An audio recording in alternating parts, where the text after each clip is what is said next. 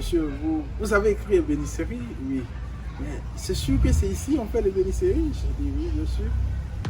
Bienvenue dans Ici, c'est Babi, votre nouvelle série docu qui part à la rencontre des hommes et des femmes qui font battre le cœur d'Abidjan.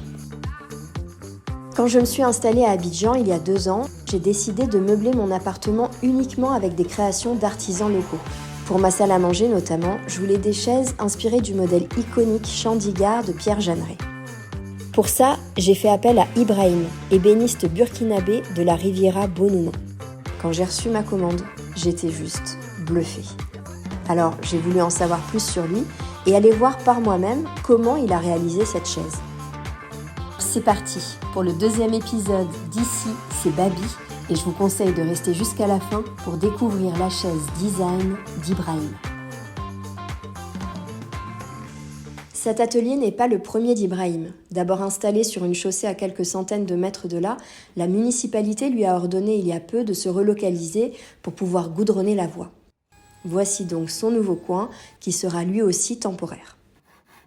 Dans son atelier, Ibrahim réalise des meubles à la commande, à partir de photos fournies par le client. Il n'a pas de stock et ne fait pas d'exposition. Parce que ça demande beaucoup de moyens. Vu déjà ce que j'expose, donc les passants qui sont là au quartier, ils en profitent et ils font la commande. À 17 ans, Ibrahim est en classe de 3e, mais sa mère veut qu'il exerce un métier. Il intègre alors une formation d'ébénisterie dans un centre allemand au Burkina Faso. Elle durera 4 ans. C'est un métier vraiment que je n'y avais pas pensé, mais le fait d'aller me former m'a donné plus de volonté, et plus de courage. J'ai aimé ce métier. Noé a 14 ans. Il est encore scolarisé, mais pendant les vacances scolaires, il est l'assistant d'Ibrahim. Après avoir fait de la maçonnerie, il a découvert cet atelier. Apporte-moi les briques.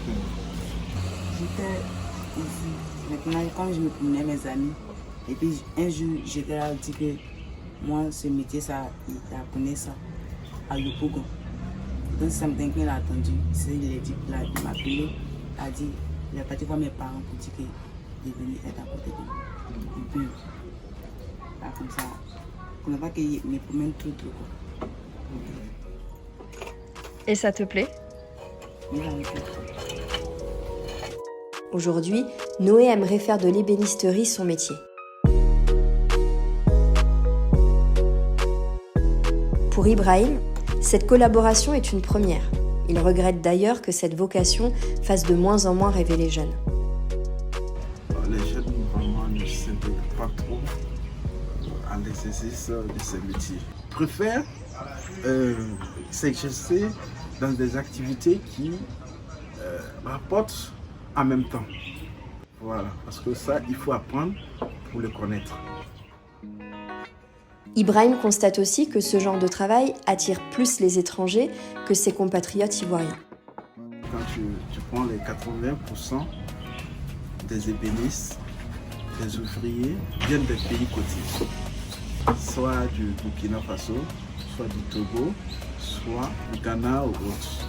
De l'autre côté, son artisanat est en concurrence féroce avec les marchands de meubles industriels, souvent préférés par les Abidjanais.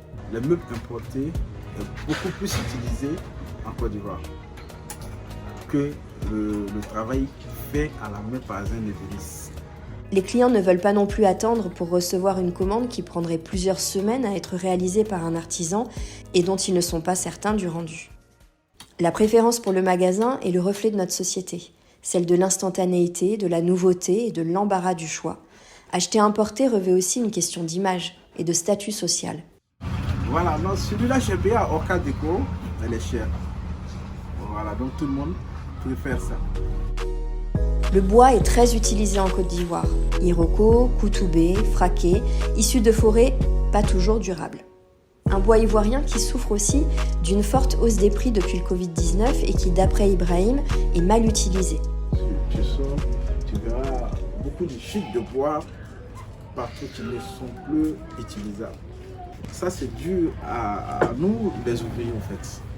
Il faut calculer tout pour ne pas perdre. Les chutes de bois ne sont pas automatiquement réutilisées pour réaliser un nouveau meuble, pas toujours évident cependant dans un business model basé sur une vente à la commande. Donc il faut lui apprendre Voilà. à nouer. Oui.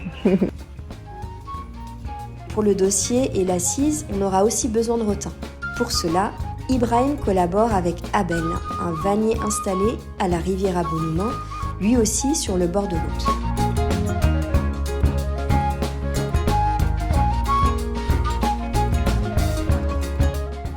Chaque cadre représente une journée de travail pour Abel. Et pour Ibrahim, le montage et la découpe, 3 jours de travail, s'il ne pleut pas. Parce que quand il pleut, le bois s'humidifie et le travail est à l'arrêt. Pour Ibrahim, l'ébénisterie est un art qui requiert prudence, précision et régularité. Ça y est, la chaise en iroko et rotin inspiration Pierre Jeanneret d'Ibrahim est prête. Elle n'est pas canon. S'il rêve d'un grand atelier assez outillé pour y réaliser des créations plus complexes, les affaires se portent quand même bien pour lui et sa famille. Mais pour l'avenir, Ibrahim voit plus loin. J'en suis fier parce que c'est un métier vraiment qui rapporte. Mais l'idée, c'est de ne pas rester là, c'est pour pouvoir apporter beaucoup, pas pour toi, mais pour la nation. J'ai des enfants qui sont dans la rue, qui aimeraient vraiment faire quelque chose. On pourra vraiment peut-être les faire sortir de la rue, de la mendicité. Le minimum, c'est de lui donner de quoi à manger. Il faut qu'il s'habille, de quoi pour payer le savon pour laver ses habits. Tu dois soutenir ses enfants et les encourager à pouvoir vraiment apprendre ce métier et le prendre au sérieux pour aider sa vie, ainsi que la famille, ainsi que la nation.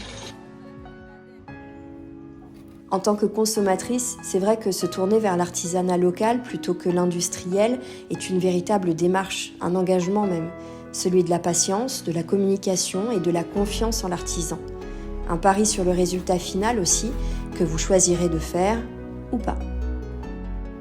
Ici en Côte d'Ivoire, il y a vraiment des ébénistes qui peuvent faire de bons travaux. Alors, il suffit de nous faire confiance et on va y arriver. J'espère en tout cas que cette journée avec Ibrahim vous aura inspiré la volonté d'entreprendre, de créer et de transmettre, même si vous n'avez pas encore tous les moyens dont vous rêvez pour le faire. N'hésitez pas à me dire en commentaire ce que vous avez pensé de ce 2e épisode et à partager vos expériences. Et moi je vous dis à très vite pour un nouvel épisode d'Ici c'est Baby.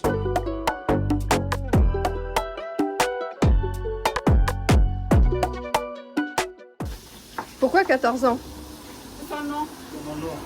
14 ans 14 ans.